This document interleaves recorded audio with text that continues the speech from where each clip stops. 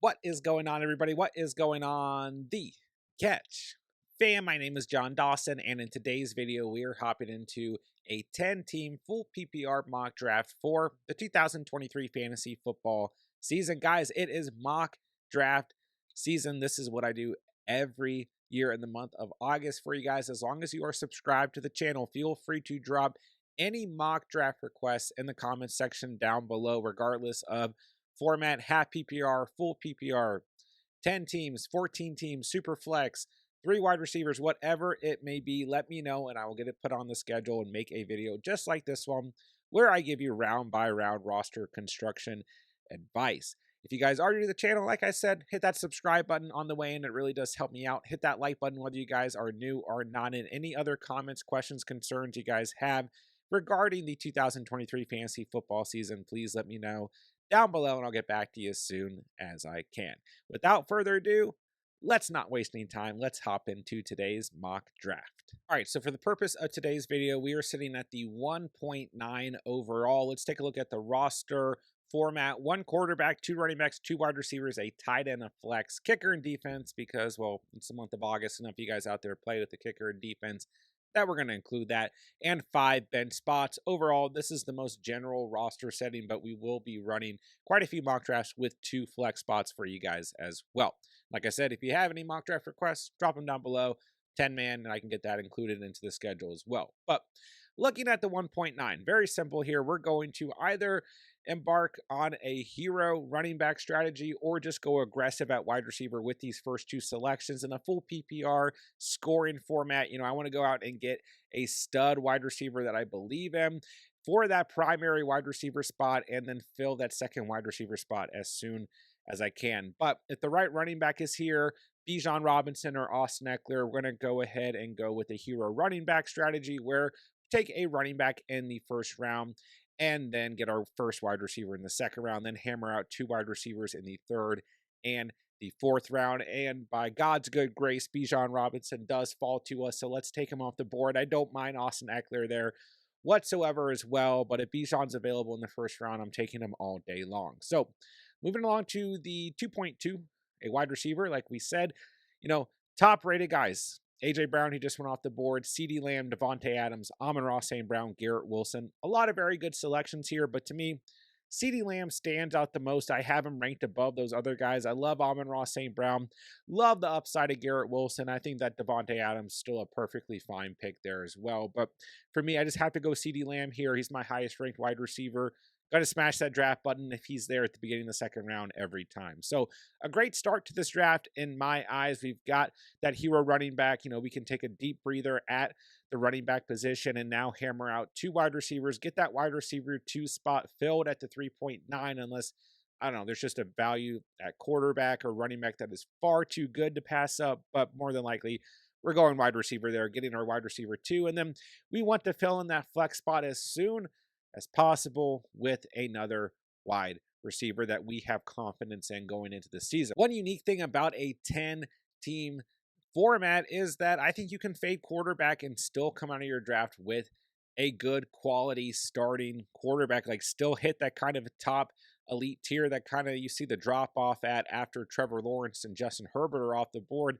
I think you definitely have the opportunity, even drafting from the 1.9, to get Justin Herbert or Trevor Lawrence at the 5.9 or the 6.2. So we're going to fade quarterback, but I still think, some positional advantage is smart in a 10-team league because you're still going to see pretty dang good rosters that you're going up against on a weekly basis. So we don't want to fade quarterback too much, but like I said, I think the unique thing in a 10-team league is, based on the experience of mock drafts I've done, you can still basically fade quarterback, just not too drastically, and get a really good starting quarterback as well. So we'll probably go quarterback at the 5.9 or the 6.2 and either get our second running back, or if there's just a wide receiver I can't pass on, I don't mind going out and getting our first bench wide receiver as well, because, well, that RB2 spot is going to be very important.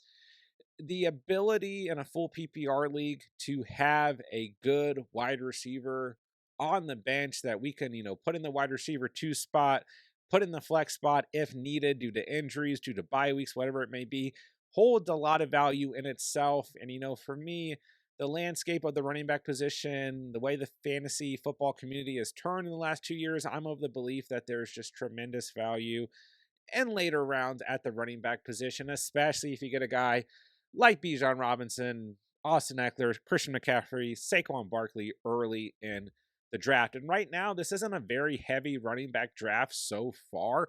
And that's something you want to keep an eye on. Every draft is different, every league is different. So if running back's not being hit too heavily, that's something you can also put into your draft evaluation in terms of who you're going to select. But moving on to the 3.9, there are a lot of good wide receivers sitting here. Amari Cooper, if he's there, is probably going to be my selection, and he is available. I like DK Metcalf a lot in this range. I don't mind taking him as well. I don't think you can really go wrong between the two players. Let's take Amari Cooper. He was your wide receiver 10 in full PPR last season.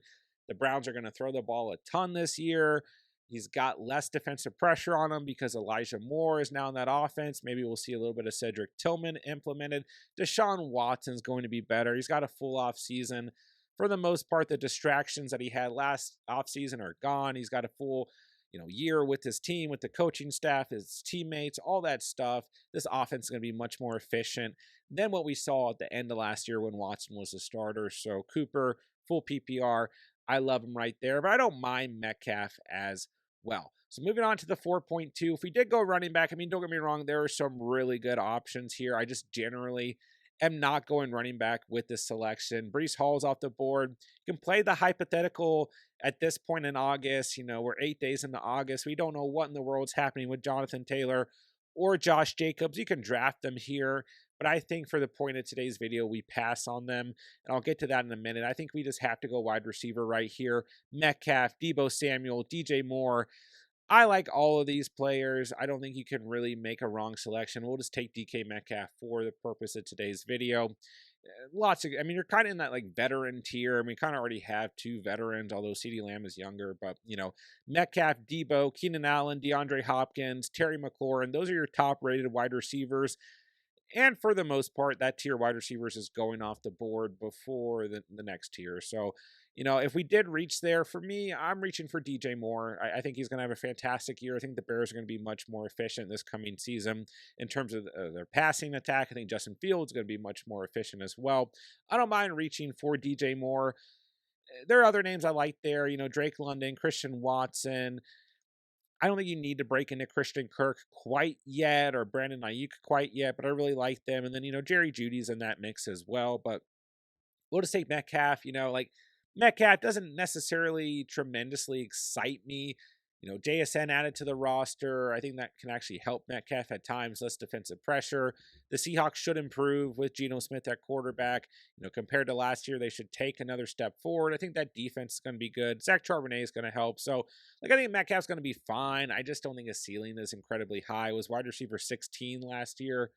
He's perfectly fine. I like Metcalf. I'm not head over heels in terms of drafting him, but we'll take him as a flex option. That's where I like Metcalf the best, is as a wide receiver 3 flex option. So, like I said, that tier wide receivers, kind of pick whoever you want. I think they're all perfectly fine. But getting back to the Jonathan Taylor, Josh Jacobs thing, I think the problem with kind of mock drafting them right now, best ball is a different story. Go out and draft them at their value in best ball. I said the same thing about Barkley when he wasn't, with the Giants in terms of the contract negotiations. Said the same thing about Eckler when Eckler is falling to the second, late second round in best ball drafts. Draft the heck out of Austin Eckler while you can. In those formats, yeah, go out and draft Jonathan Taylor, go out and draft Josh Jacobs while you can. But I think the issue, when you're planning for your mock drafts right now, for your home leagues, whatever it may be, you're probably going to be able to put together a really good team and then look at your team and say, oh, I got Josh Jacobs in the 4th round. I got Jonathan Taylor in the 4th round, maybe the 5th round. If it's a 12-team format, you're probably getting those guys end of the 3rd, beginning of the 4th.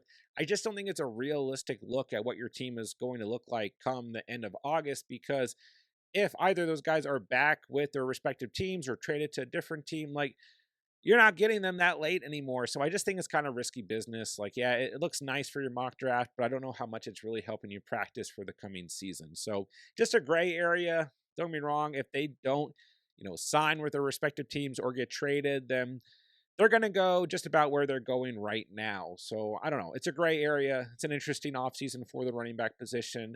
But for me, I'm just not really going out and mock drafting those guys. But don't get me wrong. Like if they were with their respective teams, of course, we're smashing the draft button right there. Nonetheless, into the 5th round, we go. And like I said, this has not been a very quarterback heavy draft so far, but we're probably going to go quarterback with one of these next 2 picks.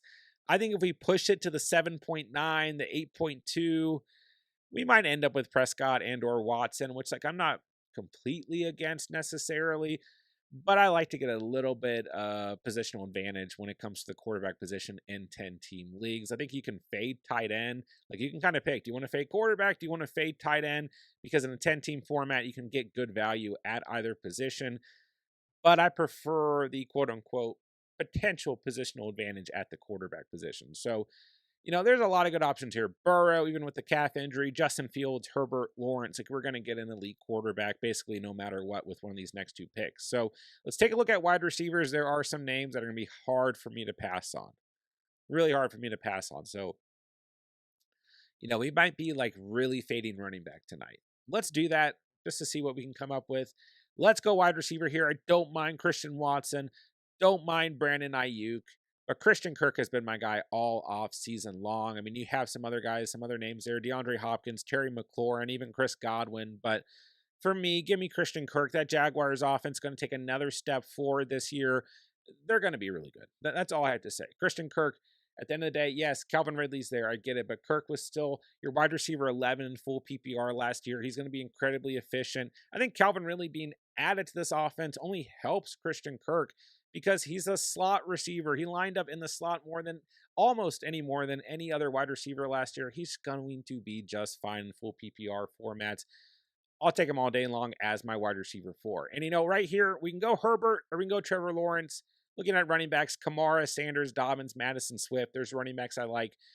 But for the sake of this team, let's go Trevor Lawrence because we drafted Christian Kirk. Our, stacks necessarily important in redraft leagues, not really, but they're nice here and there. So we'll line up Trevor Lawrence with Christian Kirk, have our hero running back in Bijan, have our wide receiver 1, wide receiver 2, our flex option, our first bench option. And like I talked about, full PPR formats. I like having a wide receiver on the bench that I trust, that I believe in, that at any point in the season can be my wide receiver 2 and can be my flex option. Christian Kirk is going to fall right in line in full PPR formats as one of those options. So really like this receiving room, but yeah, we're going to take a little bit of a breather at wide receiver. When you go hero running back, we're fading the running back position, after the first couple rounds, right?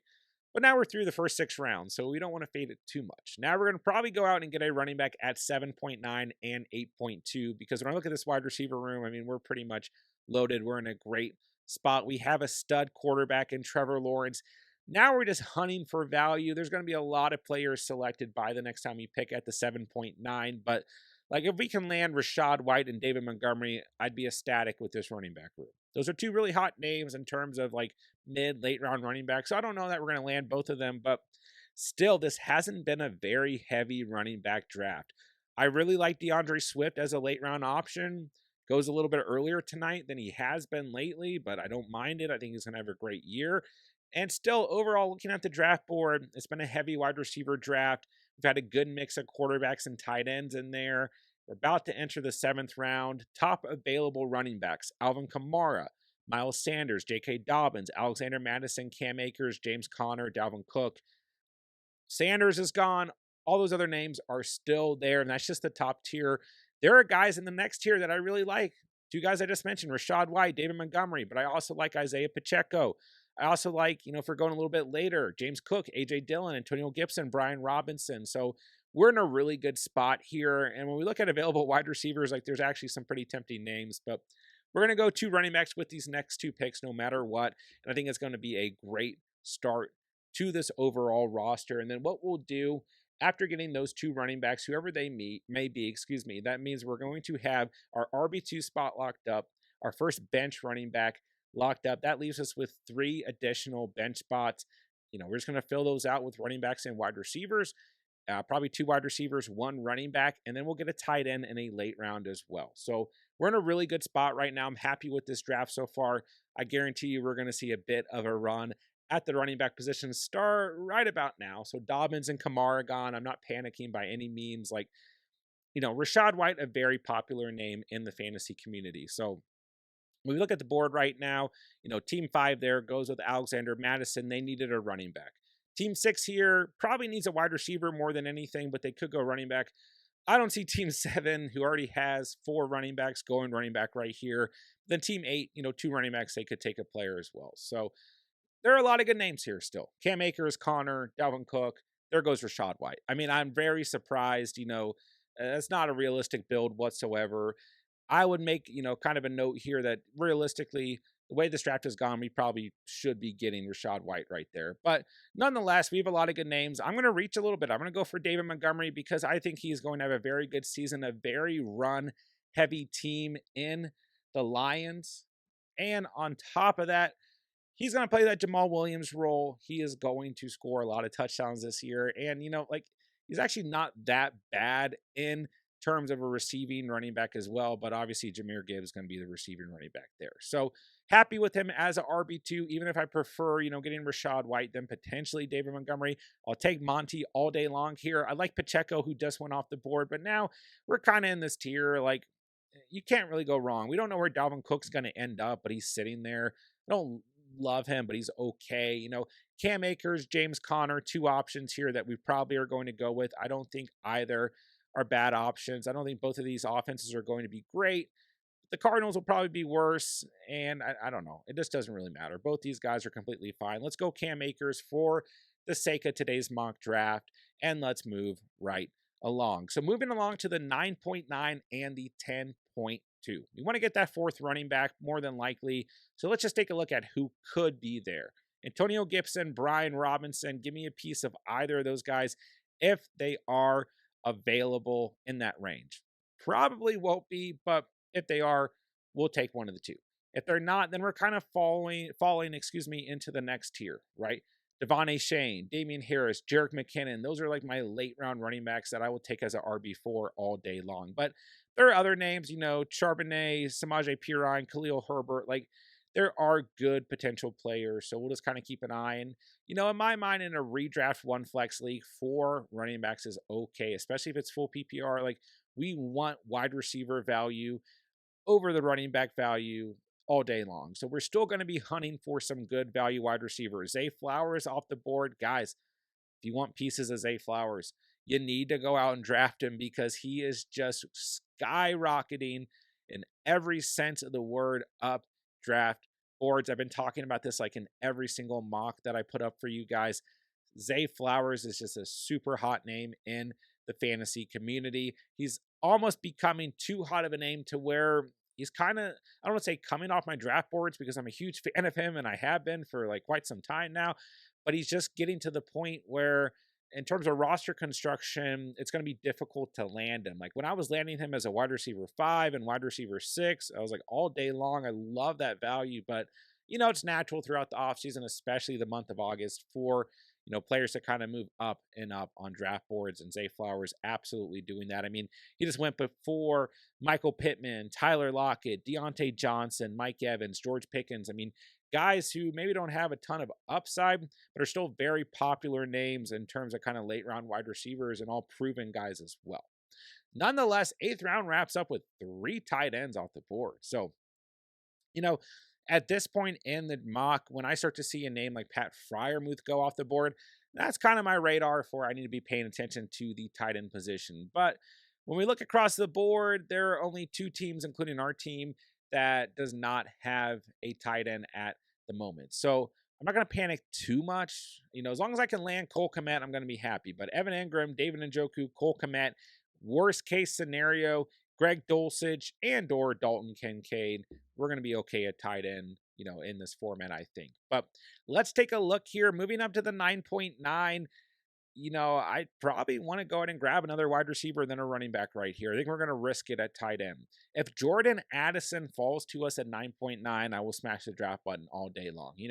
I do think, and there goes Addison. I'm like, Addison's just a great value right here. But I still think you want to consider taking a shot on, one of these rookie wide receivers at some point in your draft, whether it's JSN, Jordan Addison, Zay Flowers, or Quentin Johnston. I think you need to go out and just, when you look at the trend over the past couple of years in terms of rookie wide receivers, you want to take a shot on one of those guys. Sky Moore, another player that I've been drafting a lot of late as we take Antonio Gibson, our fourth running back right here. Sky Moore, just like Zay Flowers. If you want Sky Moore, you got to go out and get him. You guys, I know you just don't follow this channel, right? There are a lot of members of the fantasy community talking a lot about Sky Moore. Flowers, Sky Moore, draft him when you can.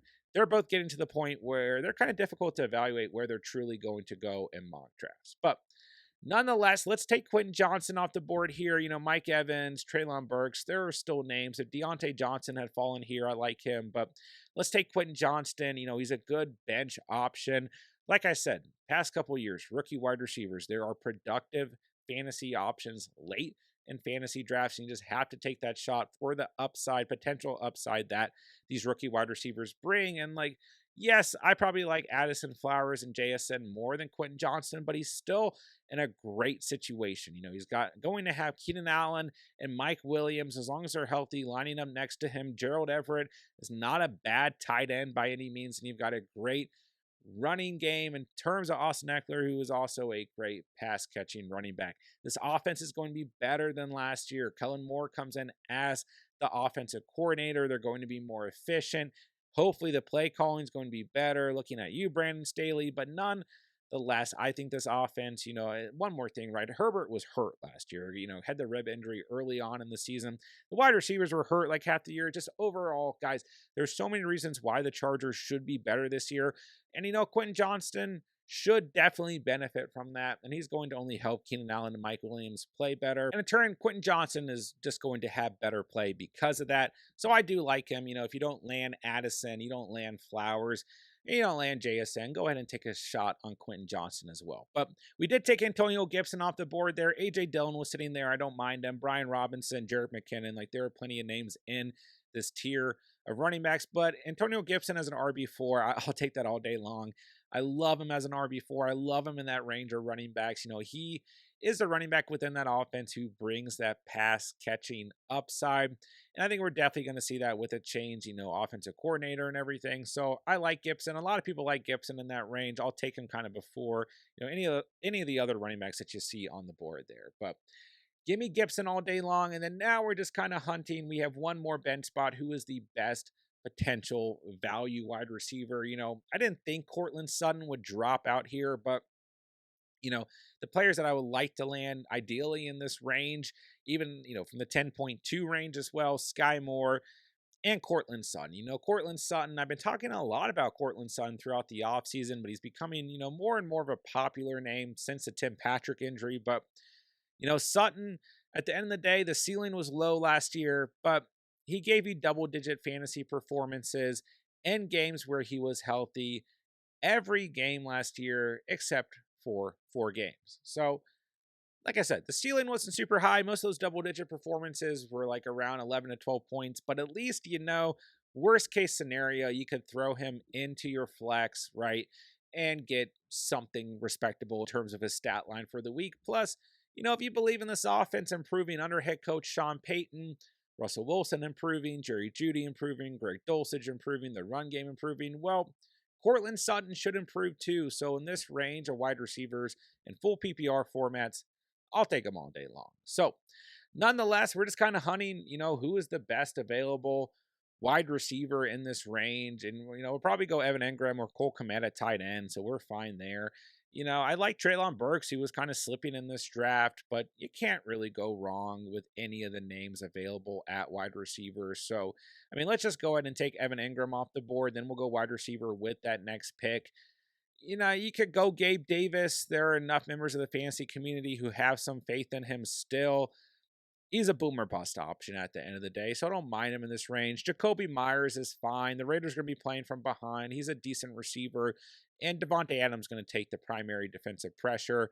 Romeo Doubs is a name that I like in this range as well. I think in full PPR formats, he's going to be productive. You want to reach for Rashid Shaheed? I don't care. I think he's going to have a productive year as well. Juju Smith-Schuster, full PPR. I guess he's the wide receiver one for the Patriots. The passing game historically has been great. Maybe that changes, under Bill O'Brien as an offensive coordinator. You could go him here. You could go Jamison Williams. He's going to miss the first 6 games of the season, but he brings some upside later on. I'm a little queasy about him overall. So ultimately, I'll just go Gabe Davis here. Like, give me the boomer bust option.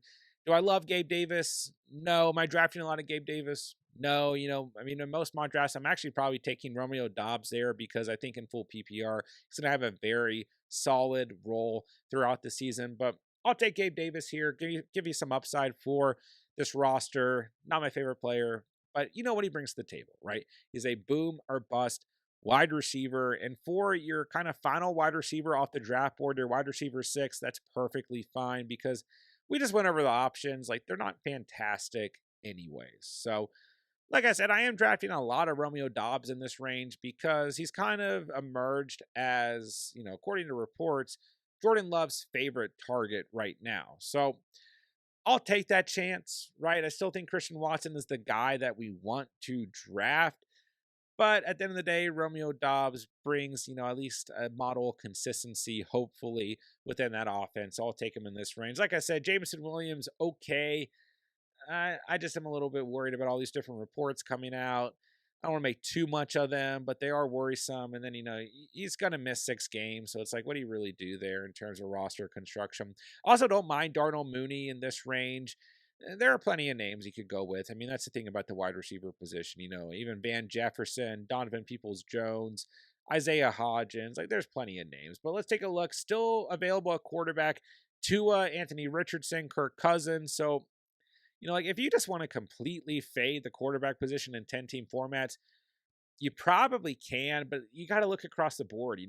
Like, one team has Prescott, one team has Watson and Tua, one team has Herbert, one team has Mahomes, Hurts, Lamar, Fields, Allen, Lawrence, and Burrow. So a majority of those teams, like, if you're not a fan of Prescott, whatever. If you don't believe in Watson this year and you think Tua is going to be hurt most of the year, whatever. That leaves every other team in your league coming out of their draft with a quarterback who's in that elite tier. You have to try to gain some positional advantage. Can you still get that if you go late round quarterback? Yes, but I think you're taking more of a risk than if you don't get a quarterback by like the 5th or 6th round. So, nonetheless, that is your guys' team for the day. We're going to go ahead and draft a kicker and defense, which we always encourage you guys. Don't panic about kickers and defenses. Don't go out and, reach for Daniel Carlson or Justin Tucker or the Niners defense or whatever. Just hold your horses. You can always stream both positions and come out of your draft still with pretty good value. So we'll just go ahead and snag a kicker and defense and call it a day. And that'll do it for today's video. So if you guys did find the video helpful in any way, enjoyable in any way, whatever it may be, hit the like on the way out. Hit that subscribe button. And like I said at the beginning of the video multiple times, it is mock draft season. If you guys have any mock draft requests, regardless of format, let me know in the comments down below. I will get it put on the schedule for you guys to make a video just like this. Or if you guys want me to schedule it into our live streams as well, let me know. I'll run it on a live stream at some point as well. So let's go ahead and take the Patriots defense here. They were #1 defense last year. I'll take them all day long, and then we'll take a kicker to wrap things up. Guys, be sure to join our free Discord. Link is in the description down below as well. You can put out your mock drafts on there at any point. Members of our community will join, compete with you, help you guys get a good, realistic mock draft put together. And on top of that, that is where I send out my mock draft invites as well.